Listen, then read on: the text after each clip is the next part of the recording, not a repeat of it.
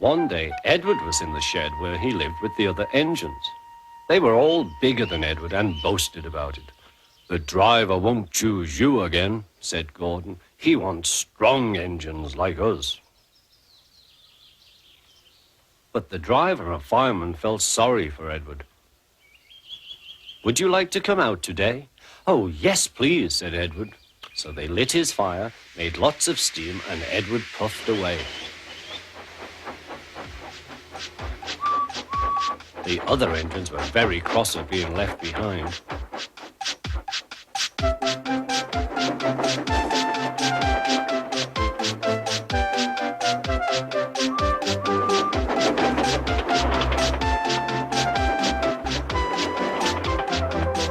Edward worked hard all day. The coaches thought he was very kind, and the driver was very pleased.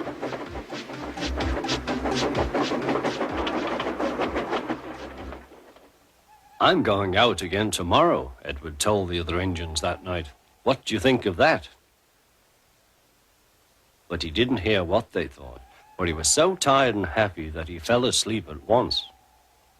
Next morning, Edward woke up to find nothing had changed. Gordon was still boasting. "You watch me, little Edward, as I rush through with the express. That will be a splendid sight for you. Goodbye, little Edward. Look out for me this afternoon."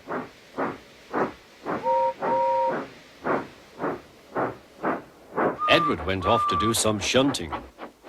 He liked shunting. It was fun playing with freight cars. He would come up quietly and give them a push. Then he would stop and the silly freight cars would go bump into each other.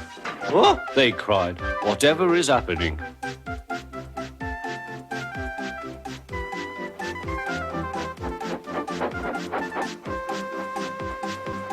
Edward played till there were no more freight cars. Then he stopped to rest. Presently, he heard a whistle. Gordon was very cross. Instead of nice shining coaches, he was pulling a very dirty freight train. "A freight train, a freight train, a freight train," he grumbled. "The shame of it, the shame of it, oh, the shame of it." Edward laughed and went to find some more freight cars. Then there was trouble. "Gordon can't get up the hill," the porter called to Edward's driver. "Will you take Edward and push him, please?" They found Gordon halfway up and very cross. His driver and fireman were talking to him severely. "You're not trying." "I can't do it," said Gordon. "The noisy freight cars hold an engine back so." Edward's driver came up. "We've come to push." "No use at all," said Gordon. "You wait and see," replied Edward's driver. They brought the train back to the bottom of the hill.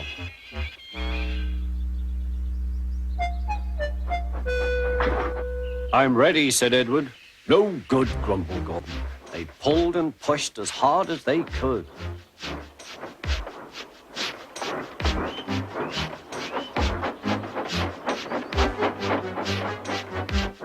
"I can't do it, I can't do it, I can't do it," puffed Gordon. "I will do it, I will do it, I will do it," puffed Edward. Edward pushed and puffed and puffed and pushed as hard as ever he could. And almost before he realized it, Gordon found himself at the top of the hill. "I've done it, I've done it, I've done it," he said proudly. He forgot all about kind Edward and didn't say thank you. Edward was left out of breath and far behind, but he was happy because he had been so helpful. At the next station, he found that the driver and fireman were very pleased with him.